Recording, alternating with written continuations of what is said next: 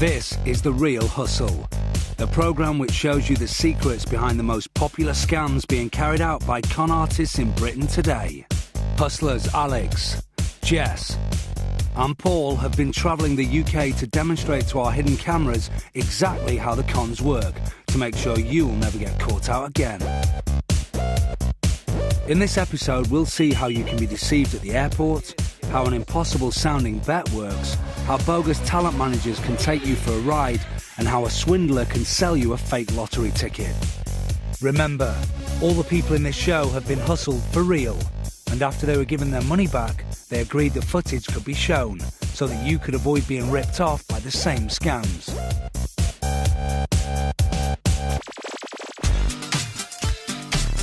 Our first scam involves bogus postal services who con people out of money for goods they didn't even order.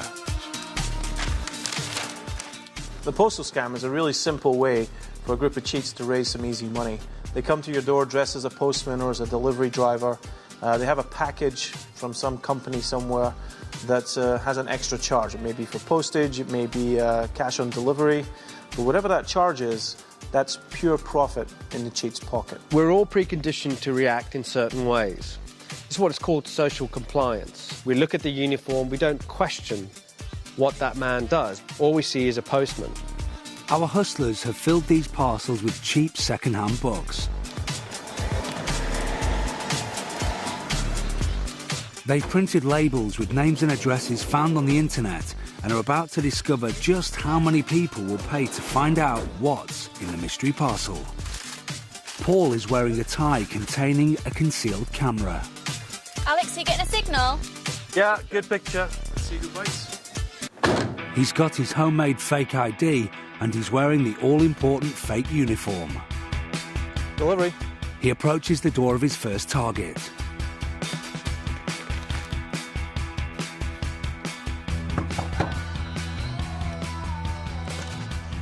Oh yeah. Delivery for Linda Curtis. Yeah, sign for that, that's fine. Yeah. This man is about to become the victim of a scam. He is now the mark. And this little thing here, there's a £20 charge on that as well, please. £20 charge, yeah? £20, that's duty, VAT. Amazing. The mark says he's happy to sign and goes to fetch some cash. You can, if you call the number on there, they'll send you a receipt or they'll email one to you. Another lie from Paul. He's given the mark a phone number to call for a receipt, but if he calls that number, all he'll get is a large bill. It's a premium rate line, which goes straight into the hustler's pockets. So, Paul made £20 on his first delivery of worthless books. Can he continue his winning streak at this block of apartments? This mark is not answering the door, but Alex and Jess are on hand and may be able to solve the problem. Either no one's home or the bell's not working. Can you get that guy's number? Yeah, I can download it.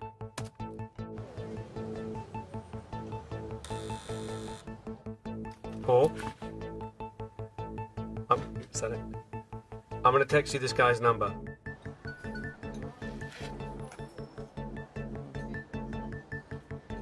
Hi, is this 1 Allingham Court?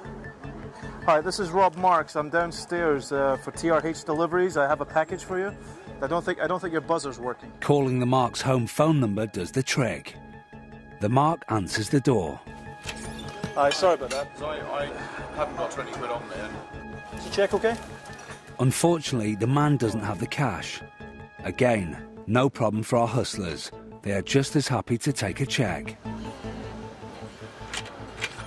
20 quid. Make it up to TRH. TRH. They really hustle. That's, right. They really run around. Okay, that's it. I need you to sign here. That's okay. This is all above board. I would hope so. Clearly, it's not above board. The Mark's been had. Having got his total up to £40, Paul moves on and steps up the scam a few notches. It's not just individuals who fall foul of the postal scam. Many businesses are being targeted too. Paul casually walks into the office of this small company. Anthony Owen. And there's a £40 charge on that as well. He's getting cocky now and asking for £40. Surely she's not going to fall for that. It's fine, I'm only covering this desk at the moment, so...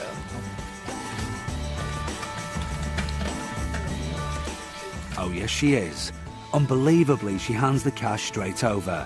In just a couple of hours, Paul has made £80. If somebody comes to the door with a package that you can't pay for or that you're at all suspicious about, simply keep the package and tell them to bill you. That way, if they're legitimate, they should have a system in place where they can send you an invoice. Anytime somebody knocks on your door, you don't know who they are and they're unexpected, if they ask for money, don't give it.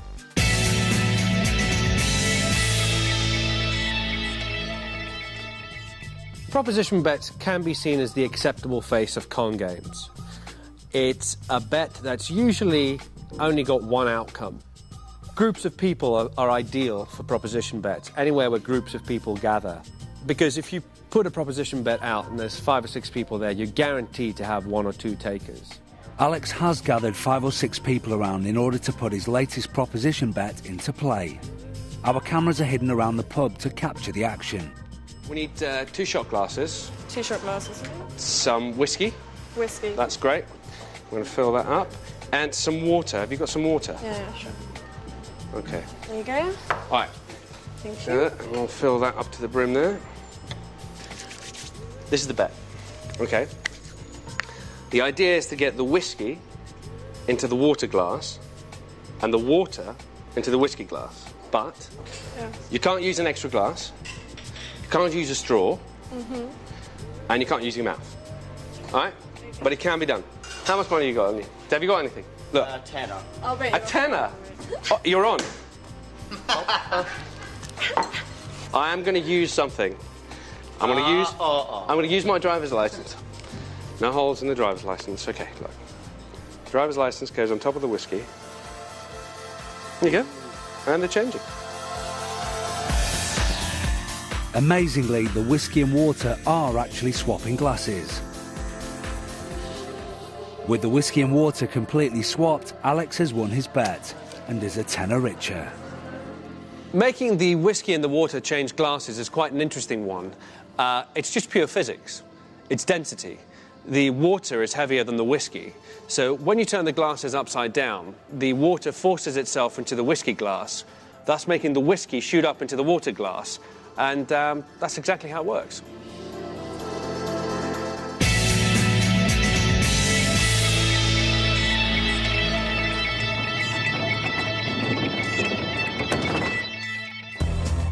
With odds of 14 million to 1 against winning a jackpot, the chances of hitting the big time on the National Lottery are almost non-existent.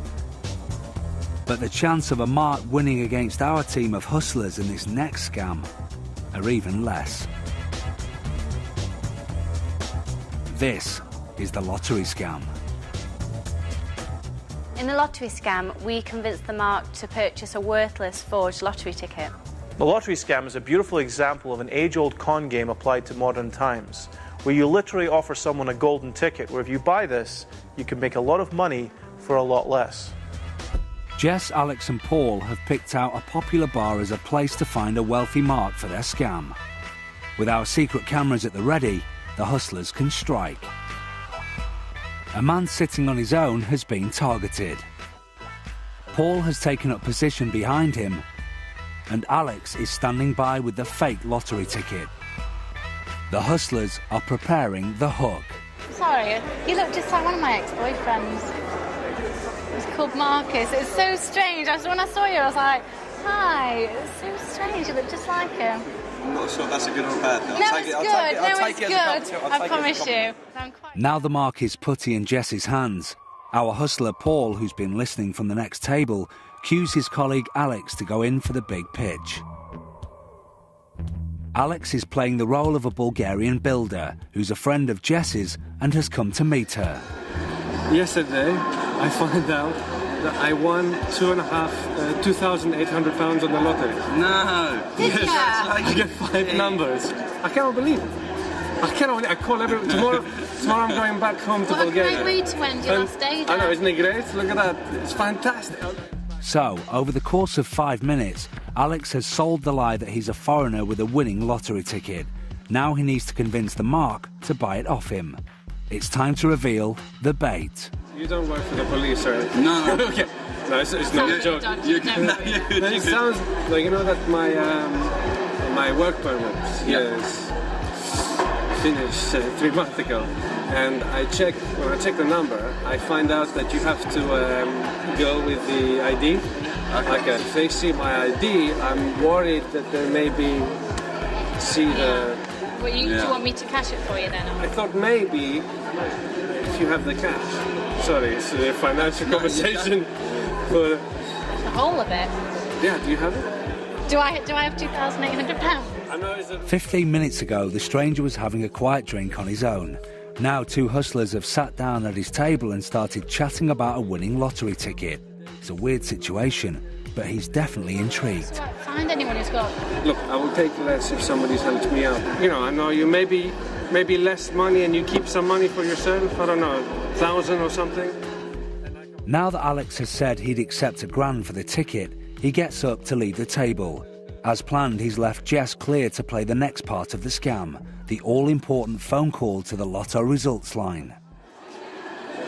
I haven't seen someone happy for ages. Alex has told the Mark the ticket has 5 correct numbers and is worth £2,800. But there's a surprise in store when the numbers are confirmed. And the bonus, 28. He's got 28. What? He's got 28. What's the bonus for? Kidding me? Oh my God. Are you shitting me? No! Hang on. 100 grand, really? Hang on. Jess tells the Mark there's been a mistake and the ticket actually has 5 numbers plus the bonus ball, which is a much bigger prize than 5 numbers alone. The Mark is then given the opportunity to confirm the numbers for himself. These are the numbers on the ticket. The Mark is now hearing the actual numbers drawn in the lottery. Number 19. 25. 32. 47. 48. 49. And the bonus, 28. Matching 3 numbers wins £10. 4 numbers wins £96. 5 numbers wins £2,839. Matching 5 numbers plus the bonus wins £121,522. 121 grand. Really?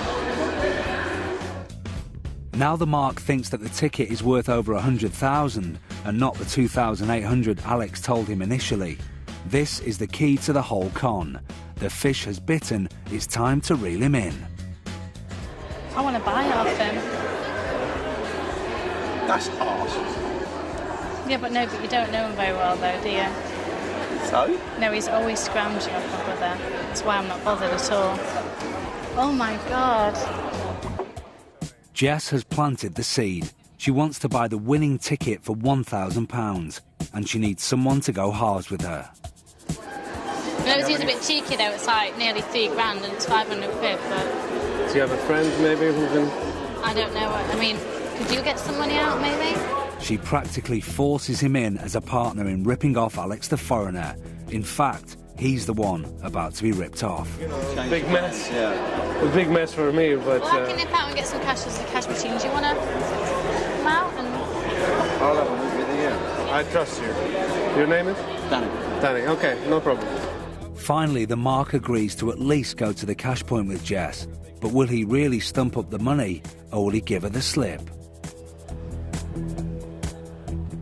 The hustlers wait nervously to see if the sting will fail or succeed.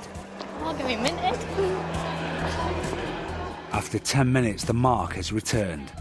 But is he bearing the cash? Do you cash point? 500, you got Everything 500. okay? Yeah. Yeah? Fine. Bingo. With the Mark's £500 cash now in Alex's possession, the scam has succeeded, and the Mark is left with a worthless lottery ticket for his money. Game, set and match to the hustlers. The lottery scam works because the Mark, the person who's going to be conned, essentially thinks they're going to make X amount of money, and that's a pretty good deal for them, and they're thinking, well, maybe I should, maybe I shouldn't, whatever. But then they find out, actually, as long as they're prepared to lie and keep quiet about one element, then they stand to make far more money than that. So in terms of the psychology, you've anchored them at a certain profit, and then suddenly they find out, actually, they could be sitting on an absolute fortune. And that just appeals to their sense of greed. That's why it's such a fantastic scam.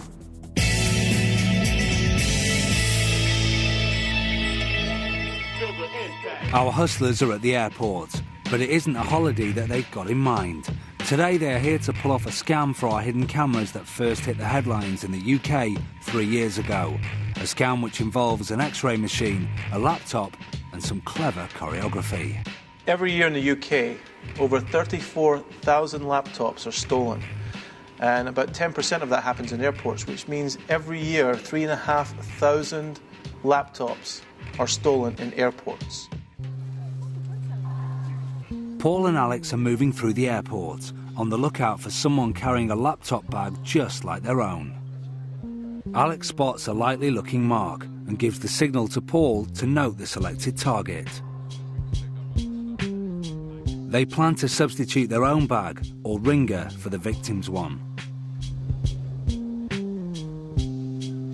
They move in, closely trailing the mark as he passes through the terminal on his way to join the queue for the X-ray machine. Over at the X-ray area, our hidden cameras look on as the travellers pass through security. Paul passes through the metal detector and starts to gather his belongings. Meanwhile, Alex passes through the metal detector, but he sets off the alarm, so the security staff check his pockets before he can move on. Whilst Alex is being searched, Paul gathers his stuff and leaves.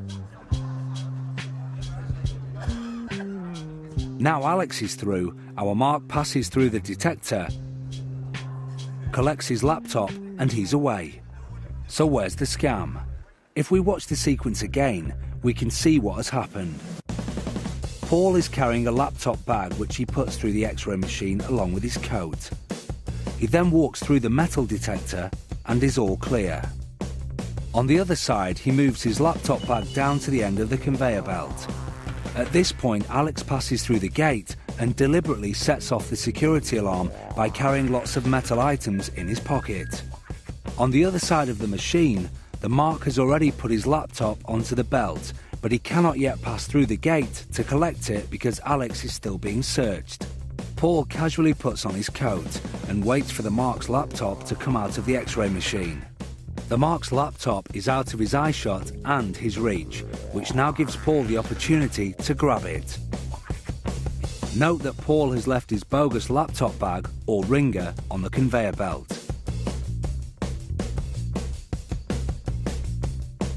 The mark picks up the ringer and continues on his way. By the time he discovers his misfortune, it'll be too late. It's essential when going through any kind of security checkpoint. Make sure you keep your eye on it. Don't be diverted from it. So if anybody else happens to get control of it, you can call someone's attention and they can stop them for you.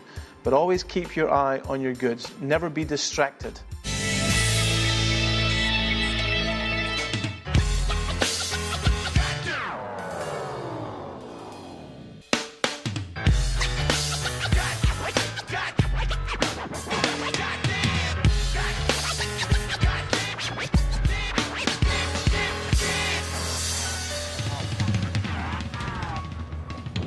Too many times people go and sit in a cafe, put their bag over the back of the chair. You think you know it's there, but you can't see it and you can't feel it.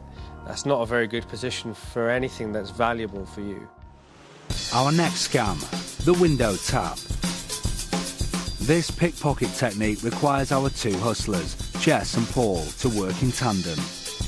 The target's a lone mark in a cafe, and Paul is sat just behind her.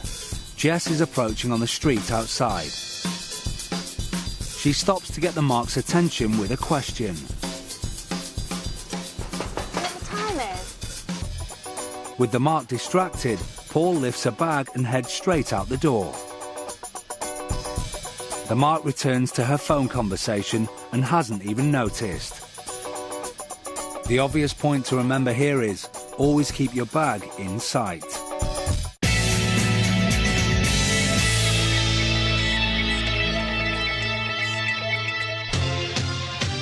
Some scams work simply because we are ready to fall for them. This next scam is one of the most common, and you will probably know someone who has been taken in by it. This is the bogus agency scam. Our hustlers have rented out an empty office space, which they've rigged up with concealed cameras to show us how the bogus agency scam works.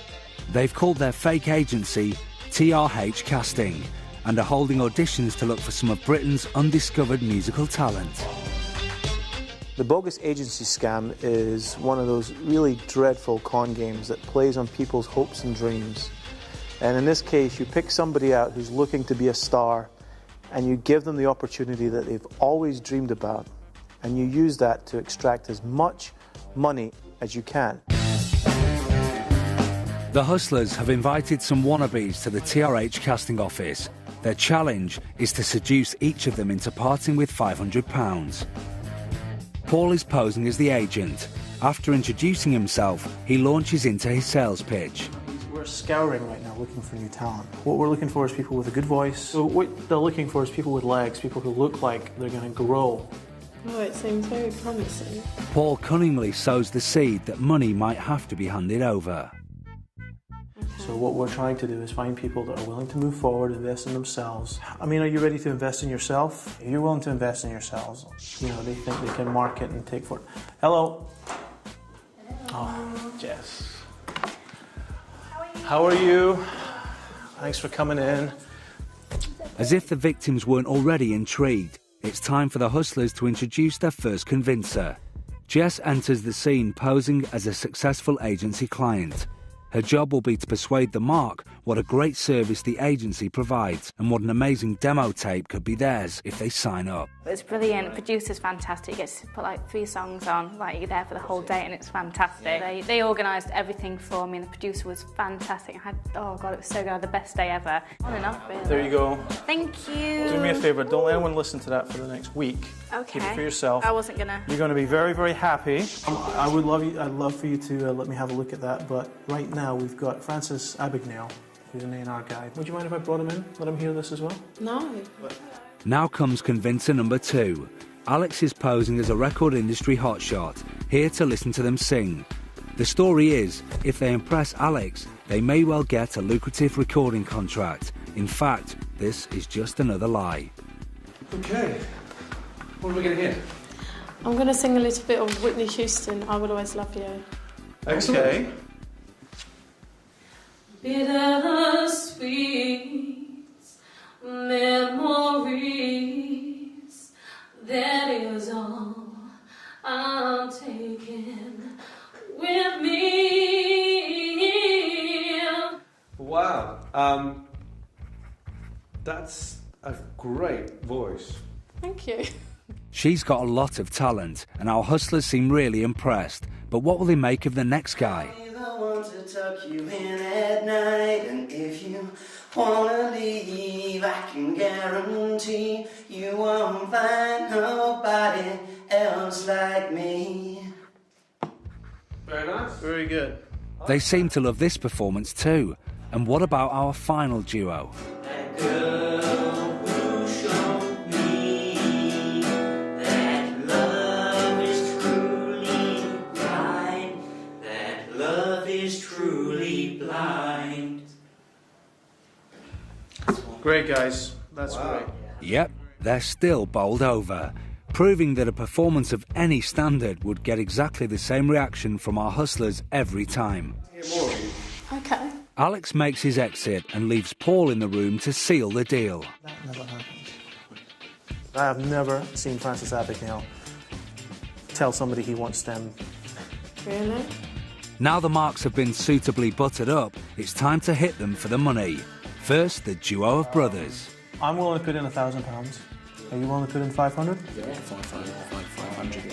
They're keen to part with their cash. And when presented with a contract not even worth the paper it's written on, they're quick to sign up and write down their credit card details. Next, our solo male. How will he respond? Considering yesterday I was considering going back to work on Friday to drive my truck. Yeah. And now I'm thinking about getting £500 together so I can get a demo tape to, demo CDs. He seems pretty unsure. Looks like Paul has his work cut out. How will our final mark take it? She has a few questions. Will I get copyright? Absolutely. You will continue to own copyright. That's if we want to move forward, if you get a deal that really, really works for you, I would be willing to pay, it's £1,500 for the recording time in a studio. I will pay 1,000 of that. That's my investment in you. You will still own your own material. Paul hits her with one final push. I'd like to make you part of this. Do you want to do this? Is this something you'd be interested in? Well, I've got to grab it with both hands. I think you've got to grab it with both hands and jump in. Do you have a credit card or anything like that? I do, yes. Thinking she might be missing out on the opportunity of a lifetime, she buckles under the pressure. And back to our truck driver. What has he decided? He's fallen for Paul's clever seduction techniques too, and finally puts pen to paper. Job done. The hustlers are now £1,500 richer. Not bad for just a morning's work. In the real world, bogus agents will set up their offices, stay for a month to swindle as much cash as they possibly can, and then move on without a trace. So, how did they feel when we revealed to them that 3 hustlers had just taken them for a ride? They take vulnerable people and they just take the... That's what I think. Sorry if I'm not allowed to swear, but yeah. I just think they're utter for doing that to people. The talent agency scams have become much more prevalent recently because of X Factor, Pop Idol. Everybody wants to be a star, and those programs have made it quite visible that you can become a star. So the talent agency scammers are tapping into that current fascination with becoming a star quite quickly. So they charge you an upfront fee, and you'll hear nothing. So, our swindlers have wrapped up the cons for this week. They've delivered fake parcels, lifted a laptop at the airport, sold a fake lottery ticket in the pub, and duped some wannabe pop stars in their makeshift agency. Don't worry though, all the members of the public they scammed got their money back. Just remember the rule of the real hustle. If it sounds too good to be true, it probably is.